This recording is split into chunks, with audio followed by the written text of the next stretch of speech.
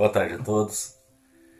Agradeço aos mentores da Associação Espírita Lauro Machado por mais essa oportunidade e aos dirigentes da casa pela confiança.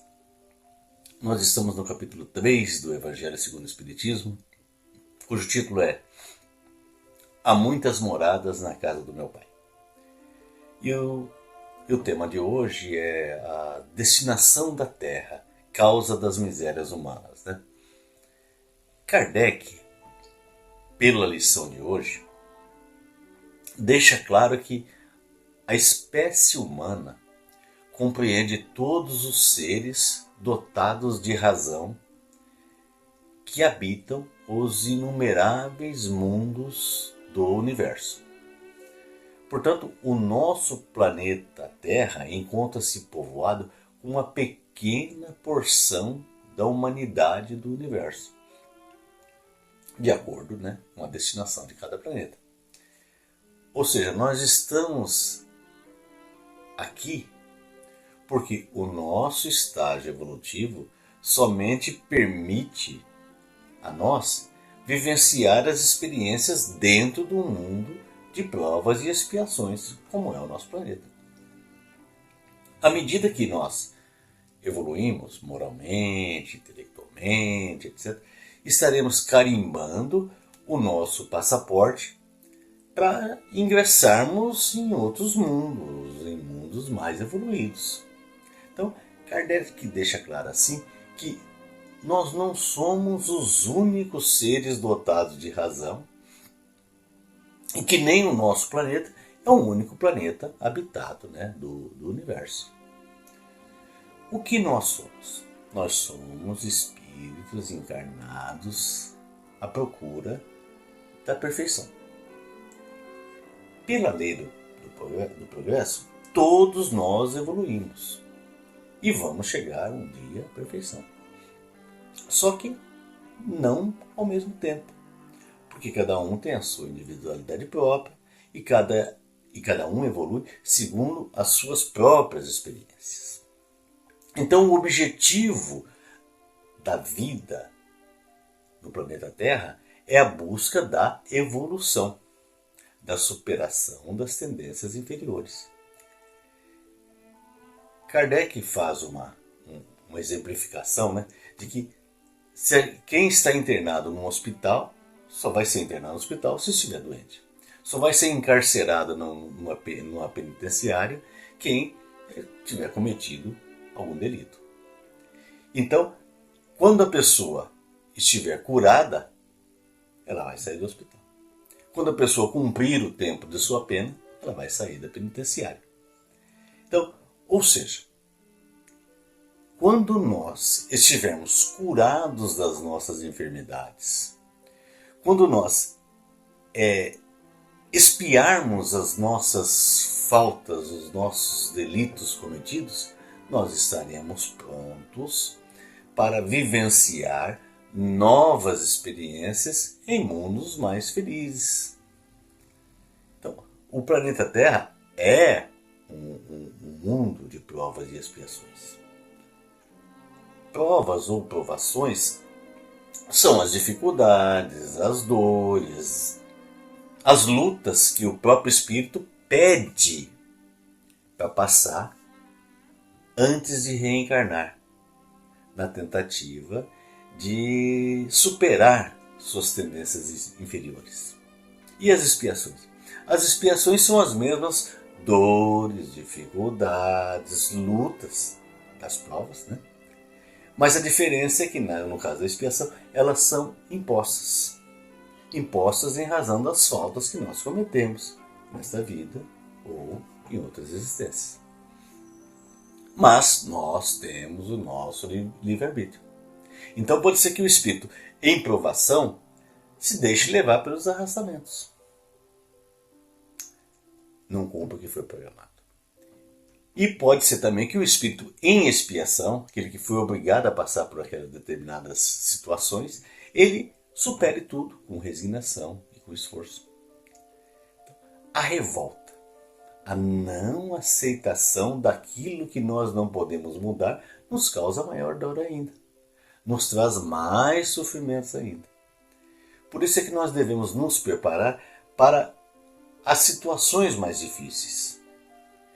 Quando nós trabalhamos em favor do próximo, as nossas dores são aliviadas. As nossas penas são atenuadas. Nossa vida será mais produtiva e feliz se praticarmos o bem. Felicidade é conquista pessoal. Eu posso ser feliz mesmo tendo uma vida de dificuldades, já que a superação dessas dificuldades nos fortalecerá e nos trará o sentimento de felicidade. Os planetas evoluem pela seleção natural daqueles que habitam o planeta. O planeta Terra ainda está em processo de mudança para um mundo de regeneração.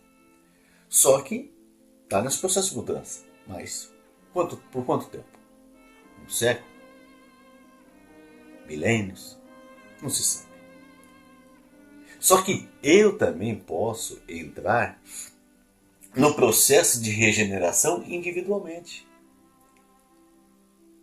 assimilando e praticando os ensinamentos do Evangelho, deixando de lado o meu orgulho, o meu egoísmo, minha agressividade. E assim eu poderei carimbar o meu passaporte para a entrada em mundos mais felizes, onde o bem predomina sobre o mal. Um espírito não está indefinidamente ligado a determinado mundo. Se um espírito não progrediu, foi porque ele não se esforçou, já que as oportunidades reencarnatórias são dadas a todos, e assim como os meios para se alcançar o progresso. Se o espírito não se aperfeiçoou, mas o mundo progrediu na sua escala, ele terá que arrumar outro mundo. Terá que arrumar outro mundo onde vivam espíritos do mesmo grau que o seu. Ele será convidado a se retirar porque naquele mundo passou a ser habitado por espíritos que já alcançaram um grau de evolução maior. Se um espírito se aperfeiçoou mais que o mundo em que ele sempre viveu, habitará um outro mundo mais evoluído. O espírito do mesmo grau que ele alcançou. É uma recompensa pelo progresso, fruto da lei da causa e efeito. Essa é a lógica. Só que nada é automático, não é do dia para a noite. A natureza não dá saltos. Nós nascemos simples e ignorantes. Ainda não sabemos como, quando e a forma como se deu o surgimento do espírito. Ainda não foi desvendado para nós. Mas nós nascemos simples e ignorantes. Simples nos valores, sem desejos ainda, e ignorantes no conhecimento. Então, mas nós não surgimos moralmente puros. Nós surgimos ingênuos, HD zerado. Então, pelo livre-arbítrio, pelos conhecimentos adquiridos, eu vou tomando decisões. Esse é o mecanismo da evolução, valendo a cada passo, a cada decisão, a lei da causa e efeito. Nós já passamos por várias fases evolutivas e hoje nós temos a exata noção do que é o bem e o mal. Nós já sabemos. Sabemos que todo ato, ou até mesmo a omissão, trará consequências, boas ou más. Então é preciso deixar claro que a lei da causa e efeito não é só para punir, mas também para recompensar. Quando o espírito persevera no bem. Então não se trata de destino. Obviamente que existe uma programação reencarnatória. Do contrário, seria pensar, não, reencarnou o espírito, então ele cai de paraquedas do planeta e se vira. Não, não é assim. A programação reencarnatória existe porque em tudo tem que haver uma lógica. Então, há uma programação reencarnatória lógica para cada necessidade. Desde a escolha do país em que se vai viver, da família com quem vai compartilhar os seus momentos, até uma possível doença, etc. Então, há também o livre-arbítrio no mundo espiritual. Só que um livre-arbítrio muito mais limitado. É onde são feitas propostas. Propostas de escolhas de como, modo e a forma como vai reencarnar. De acordo com as condições morais daquele espírito, as possibilidades, os merecimentos e principalmente as suas necessidades. Né? O livre-arbítrio, depois de reencarnado, aí sim, ele é livre, mas deve ser usado com moderação. Não devemos agir somente pelos impulsos dos desejos. Né? Se é aniversário de casamento meu e eu só tenho R$ 50, não dá para eu ir num restaurante chique e jantar com a minha mulher. Eu tenho a liberdade de comer onde eu quiser, desde que não ultrapasse o meu crédito de R$ 50, sob pena de eu ter que responder, né, pela minha imprevidência. Assim deve ser o livre-arbítrio.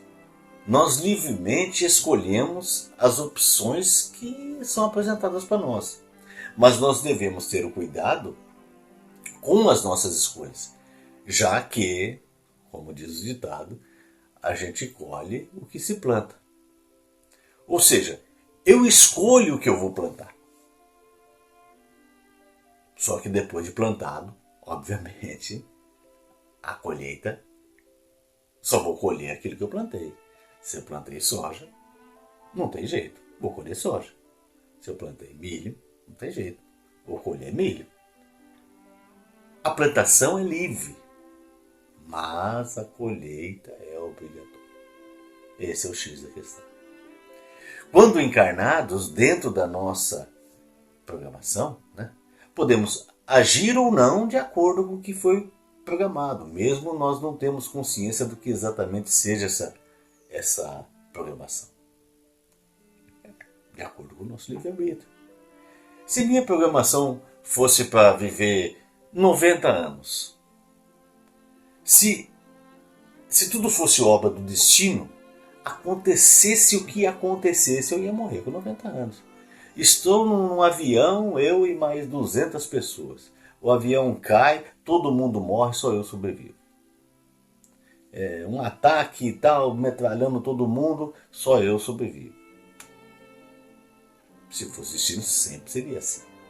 Só que há as coisas, as vicissitudes da vida e os imponderáveis. A pessoa pode se suicidar, por exemplo, com 20 anos de idade, em vez de viver até os 90, vai viver até os 20, se suicidou. Vai responder por isso? Vai, mas viver até os 20. A pessoa pode levar uma vida desregrada, bebendo, fumando, etc, etc, etc, e diminuir o tempo de vida, que é um suicídio direto e inconsciente. Então, claro que há um apoio logístico dos amigos espirituais que tentam nos manter dentro da programação feita. Mas eles não podem fazer por nós o que nos compete fazer, o que só nós devemos fazer. Sob pena de tirar de nós a responsabilidade pelos nossos atos e tirar de nós também o mérito pelos nossos atos. Né? Então, há uma programação para os desafios a que nós seremos submetidos. E nós poderemos sucumbir ou não, agravar ou não realizar nada. Depende. É como um pacote de viagem. Né? Eu tenho hospedagem, café da manhã, almoço e janta. Isso eu já tenho. Mas quando eu chego lá, no destino, vão me oferecer roteiros turísticos.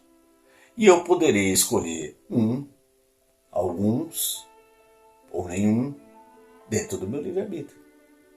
Só que, por conta das escolhas, eu vou ter que passar o cartão de crédito e pode ser que eu não tenha como pagar depois. Então, não há uma matemática exata sobre o livre-arbítrio e ainda nos falta compreensão acerca do que seja exatamente essa programação espiritual.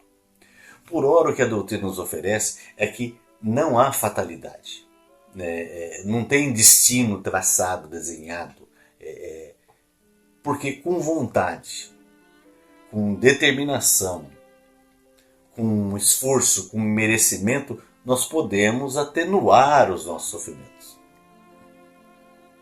O planeta Terra é um mundo de provas e expiações e está passando por um processo progressivo para se tornar um mundo de regeneração. Mas nós estamos tendo a oportunidade, então, de vivenciar essa fase de transição. Mas só que toda fase de transição, segundo a história, é uma fase complicada. É uma fase cheia de distúrbios, de desavenças, até que tudo se acomode. Talvez isso explique essa onda de inversão de valores que a gente vivencia e essa onda de violência com essas guerras insanas dos últimos tempos, morrendo tantos e tantos inocentes. Embora tudo possa parecer que caminha para o caos, nós vemos exemplos de pessoas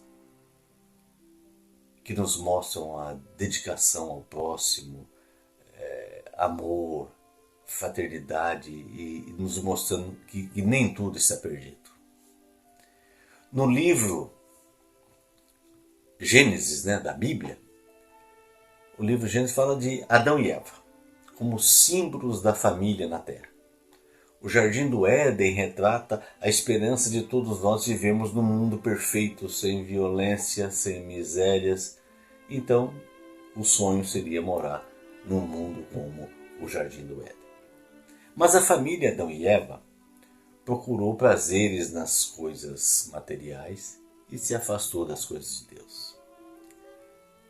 A alegoria mostrada nesse livro Gênesis da Bíblia é uma alegoria, claro, mas retrata a ilusão humana de buscar a felicidade na posse de bens materiais, na busca de privilégios.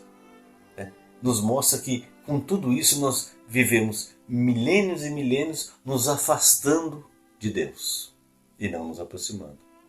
Adão e Eva, o casal teve 2 filhos. O irmão Caim matou o outro Abel. Isso mostra o que? A degradação da família. E a partir daí a Bíblia nos traz a busca da regeneração. Da regeneração tanto da família quanto da sociedade.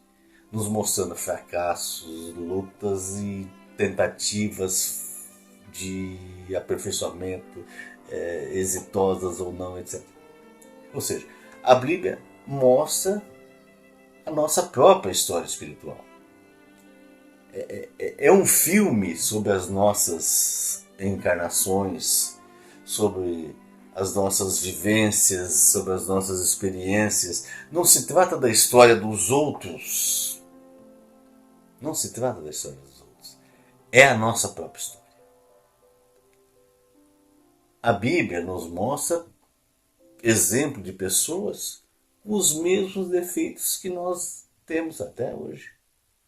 Davi foi um grande rei, um grande estadista, um poeta que cantava salmos, mas provocou a morte de seu general para ficar com a mulher dele, mesmo ele já tendo centenas de mulheres e amantes e tudo mais. Salomão, reconhecido por sua grande sabedoria, se encantou com a riqueza, se encantou com as várias mulheres que tinha e por aí vai. Então a Bíblia nos mostra a nossa própria história. Queremos a paz, mas não perdoamos e muitas vezes semeamos a discórdia até mesmo dentro da nossa casa. Nós buscamos a felicidade, mas a felicidade é individual, a minha própria, passando por cima dos outros se for preciso, sempre querendo tirar vantagem.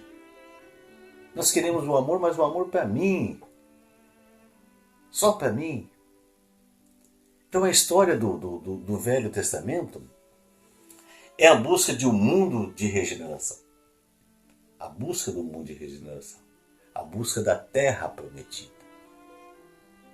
nossos antepassados somos nós mesmos, espíritos imortais vinculados a este planeta Terra. Então veio Jesus e deu início ao processo de regeneração do nosso planeta. Mas deixou claro que a regeneração do planeta deve ser obra dos próprios espíritos que aqui vivem. Não é obra exterior, não vem de fora. De fora vem somente a sustentação, o apoio. Nós é que temos que nos reformar, nós é que temos que nos regenerar para que o mundo também se regenere. Deus não quis que nós fôssemos herdeiros de um paraíso pronto, um paraíso acabado. Nem quis que nós fôssemos criados perfeitos. Deus poderia nos criar anjos, anjinhos, tudo bonitinho e tal.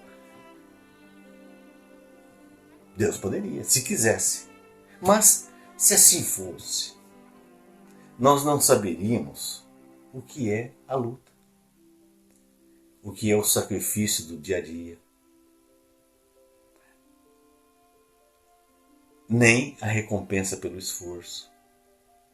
Não saberíamos qual é o prazer de solucionar problemas.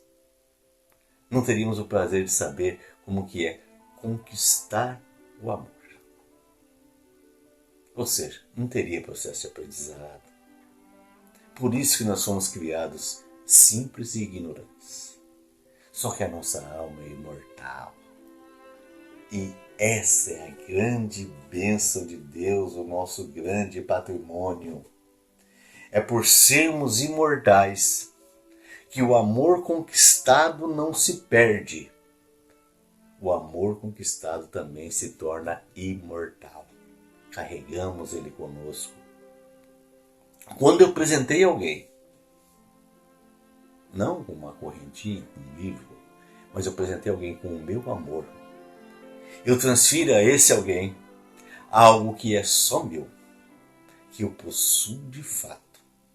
Pois todo o amor que eu tenho, eu sempre carrego comigo. Qualquer demonstração de amor, qualquer que seja, ela será multiplicada pela misericórdia de Deus. No Evangelho de São Lucas, Jesus disse: granjeai amigos, pois quando tudo lhe faltar, será a amizade que vai lhe socorrer. Quando tudo lhe faltar, será a amizade que vai lhe socorrer. Deus não castiga. Deus não se vale da violência. Deus usa o tempo.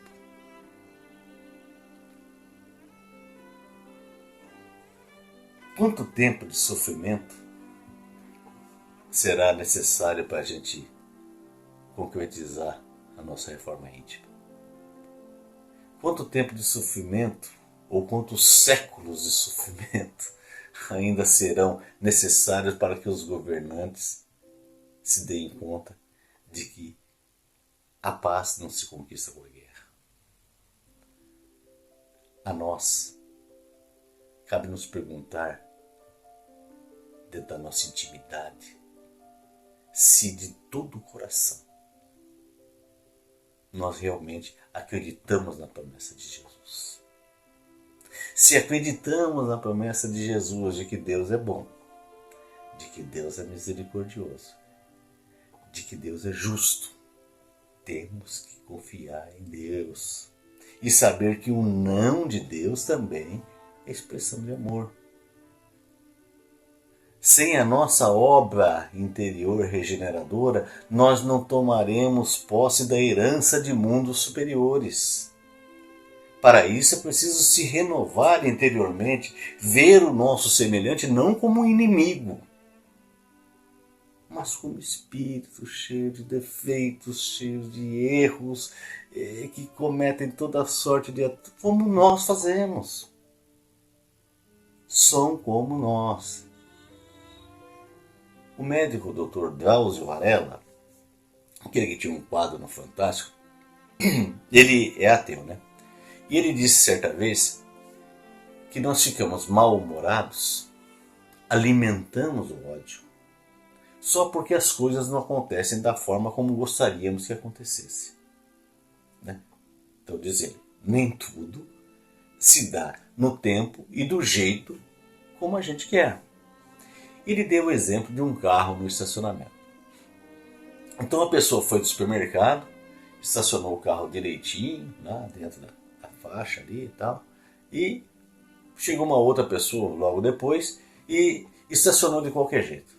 Né? Não tá nem aí com o semelhante. Estacionou e de tal forma que a porta do motorista ficou obstruída, não dava para abrir, para a pessoa entrar ali, abrir e entrar dentro do carro.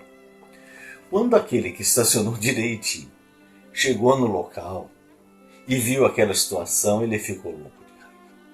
Ele ficou possesso, ele encolerizou-se, brigou, xingou, falou palavrão e baixou a sua faixa vibratória e sofreu toda a sorte de influenciação negativa. Ele começou a procurar culpados, vai ao gerente do supermercado, manda anunciar, arma aquele barraco e mesmo anunciando não aparece o dono do outro carro e ele diz gritando, chama a polícia, louco. O gerente foi com ele até o estacionamento para tentar resolver o problema e ele viu que a porta do lado do passageiro era possível entrar por lá, dava para abrir e tal, entrar por lá. E assim o gerente fez. Entrou pela outra porta, passou para o outro lado, ligou o carro, saiu da vaga, entregou o carro à pessoa que ainda espumava de raiva. Conclusão dessa história. Tudo isso seria resolvido se a pessoa usasse o outro lado da porta. Claro, seria injusto, a pessoa estacionou errado ali e tal. Mas seria incômodo, claro que seria incômodo. Daria trabalho? Claro que daria trabalho. Teria que passar por cima do freio de mão, do câmbio ali, não sei o quê. Mas, no entanto, com um pequeno esforço, com um pouco de compreensão para com as mazelas do próximo, essa pessoa não estragaria o seu dia. E, principalmente, ela não teria se alimentado de todas aquelas toxinas. Então é isso. Que os bons espíritos possam nos ajudar, primeiro, a raciocinar sobre as dificuldades do nosso dia a dia e nos ajudar a aprender a tirar o melhor proveito possível de todas as nossas atribulações. Vibremos pela paz no mundo e pela paz nos nossos lares.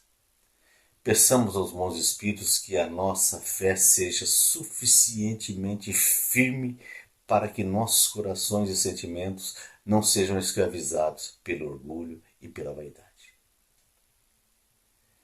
Muito obrigado a todos e que Deus nos abençoe.